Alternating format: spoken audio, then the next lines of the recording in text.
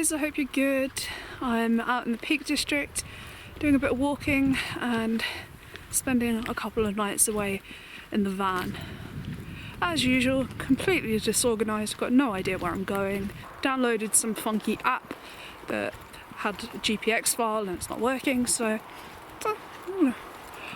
walk and hope.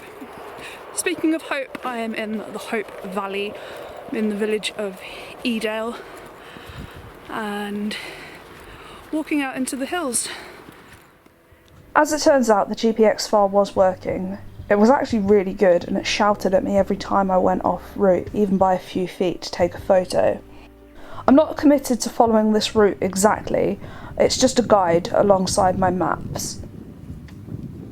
The purpose of my trip is twofold.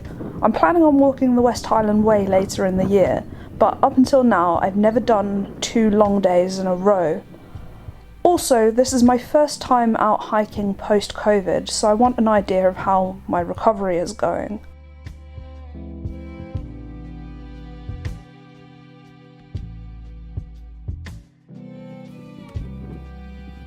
This is Hollin's Cross.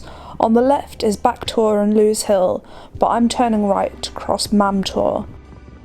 I stop a while and admire the views, including the Hope Cement Works.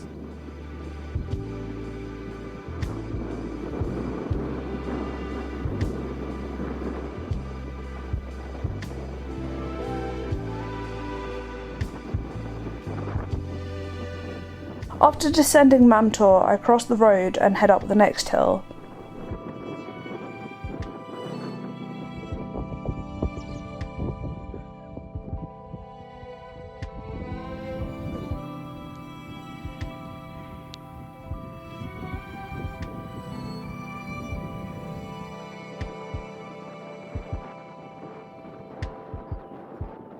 I'm feeling great and the weather is stunning. Maybe getting on for being too hot if anything, but there's a good breeze up here.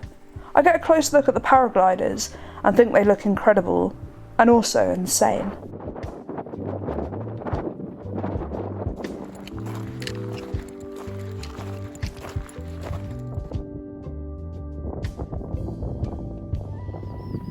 Because I'm not sure how my lungs are going to cope, a friend has come up with me and is on standby to come and rescue me in the van should I need to tap out at any time. A great plan, except neither of us have any phone signal. This is one of the last roads I'll be passing, but I feel great and have no plans to quit. I continue towards South Head and Hayfield.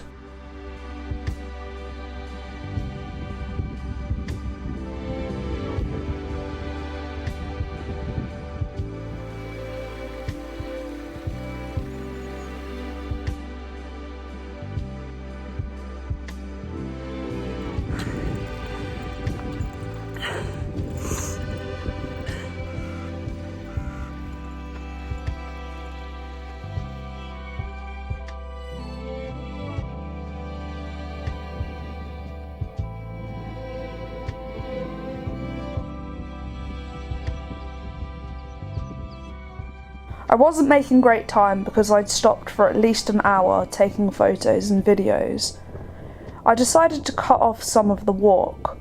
On the left side of the screen is the route I was following, and on the right hand side is what I actually ended up doing. I was feeling disappointed in myself, but I also knew that it was the right decision. I was feeling okay, but I had to be honest with myself that I didn't have enough in me to finish the walk. Also, I had to remind myself that the aim of today was just to get a decent walk, not to follow a set route, so it wasn't quitting. I began questioning why it is that I want to do the West Highland Way. Is it so I can say that I've done it? Is it because I enjoy walking? At that point, I wasn't enjoying it. I was pretty bored, to be honest. There I was, surrounded by the most stunning scenery, but I wasn't appreciating it, and that's a good lesson on what a week-long hike will actually be like. Anyway, this trip isn't about why I want to do it, but whether I'd actually be able to. Once I got to the bottom of this hill, I was feeling rough. My legs were shaking from dehydration and hunger. So I downed a load of chocolate, found a road on the map I could escape to, and called my friend. but I couldn't get through. I still had a way to go yet, so I was hopeful that they would return my call. Until then, I just had to keep putting one foot in front of the other and go on. At this point, I decided to ignore the footpath sign and take a cheeky shortcut. Of course, I immediately regretted it because there are no shortcuts. I ended up fighting my way through waist-high grass and having to scramble my way in and out of a ravine until I eventually rejoined the footpath. Don't be like me. My lungs did not like that.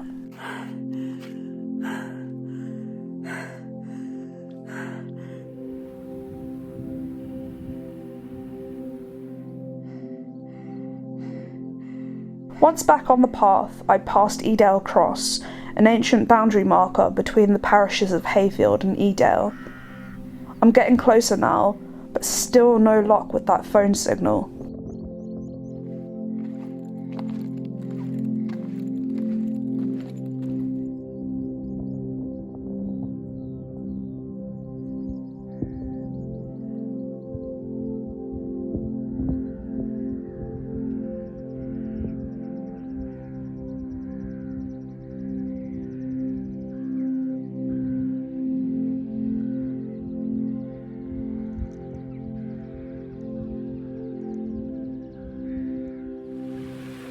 I descend Kinder Scout by Jacob's Ladder, a set of stone steps cut into the hill. I'm not sure if I'd rather be going down or up. I was clinging to the railing the whole way. I cross over the Packhorse Bridge across the River Noe, and I'm almost on the road I was hoping to be rescued from.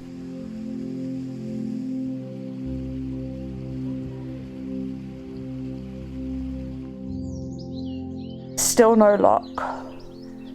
So I take the footpath for the final 2 miles. Honestly, those last couple of miles are harder than the 12 that I've just done. And I don't know how I carry on, but eventually I reach the back of the campsite, break in over a fence and fall at my van. After a good stretch and a shower, I enjoy the rest of the night beside the campfire.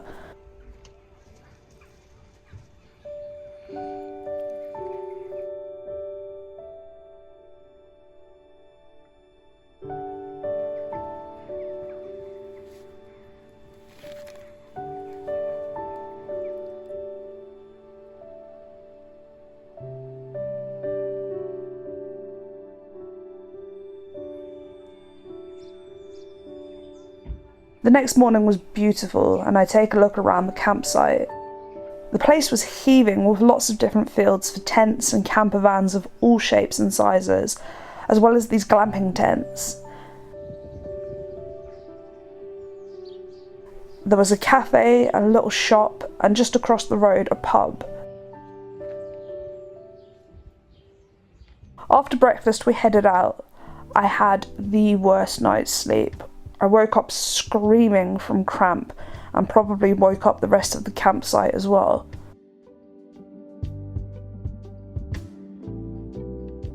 We drive through Winnett's Pass and park up in Castleton. I said I wanted to see if I'd manage 2 long days in a row. I've accepted that the answer to that is probably no, but I want to see if I'll manage a medium day after yesterday's 14 miles. After a warm-up I set off. After a mile you reach this little footpath, which then turns into a choice of bigger footpaths. We go right towards Backtor and Lewes Hill. In November 2019 I climbed Win Hill, which you can see there in the distance, and ever since I've wanted to do Lewes Hill.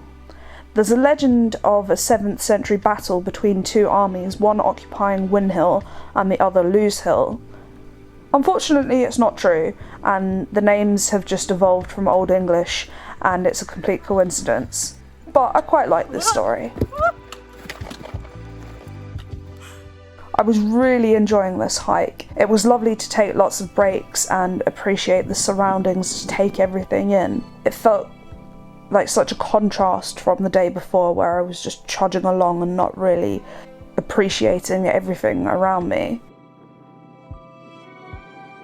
Before we reach Lewes Hill, we take on the steep climb of Back Tor. It was actually a lot easier than it looked, and at the top we had a snack break and admired the views of the valley.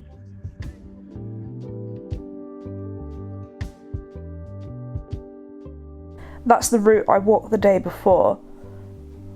Up here you feel so small. We carried on up Lewes Hill. Again, it was easier than it looked.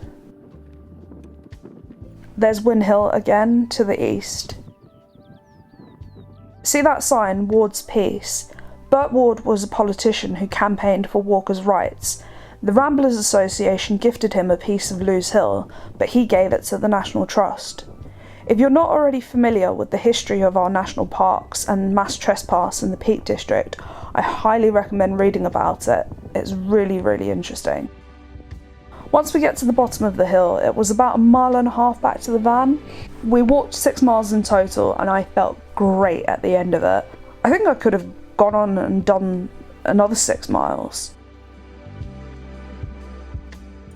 We had a chilled evening back at camp where we learnt that marshmallows are extremely flammable.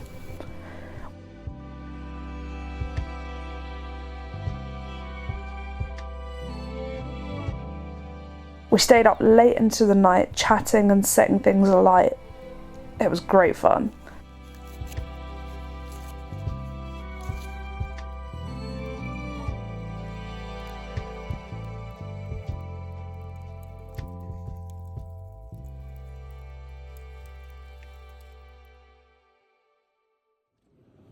The next morning I felt rough as a badger's backside as I stumbled to the showers. I would not be walking 6 miles again today, that was for sure. Look at that mist on the hills. Only minutes before it had been completely clear. That's another very good reason not to go off the footpaths when you're in the hills. There's the fence I jumped over on the first night. There's a really steep embankment on the other side of there.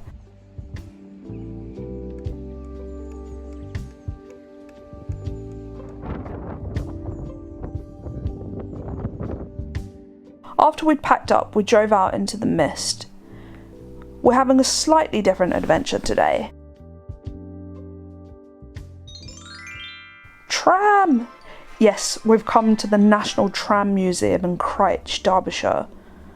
The rest of this video is just trams, so if you were here just for the walking, I'll forgive you for switching off now. As well as being home to over 60 trams, the museum is a whole village made up of relocated buildings, bridges and associated bits and pieces. The idea of relocating an entire building just blows my mind. That sign is for Spratt's Dog Food. Their factory is on the Limehouse Cut, right by my boat. They made the first ever commercial dog biscuits. Your ticket allows you unlimited visits for 12 months and unlimited tram rides during each visit. Here I am on an old Leeds tram.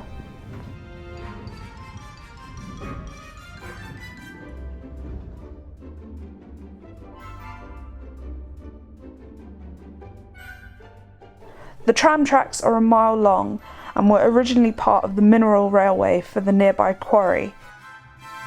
The museum is also home to the only surviving Mark II police box, which was the inspiration for the TARDIS from Doctor Who.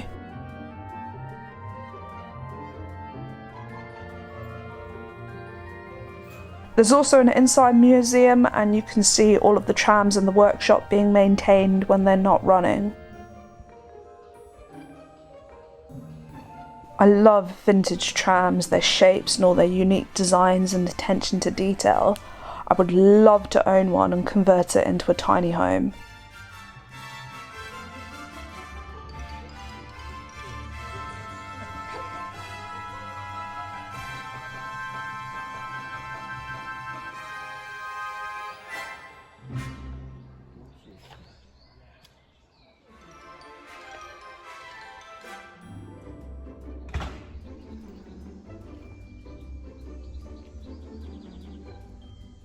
Our second ride is on an old Glasgow tram.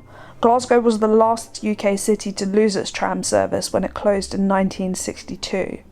A number of cities have modern trams, and Blackpool is the only place in the country to have had a continuous tram service, which has been running since 1885. See that tower on the hill that looks like a lighthouse? It's a memorial to members of the Sherwood Foresters Regiment who lost 11,410 men in the First World War. That's staggering. I'm sorry to leave you on a somber note like that, but my trip is coming to an end. So thank you as always for watching, and I will see you all again very, very soon. Bye!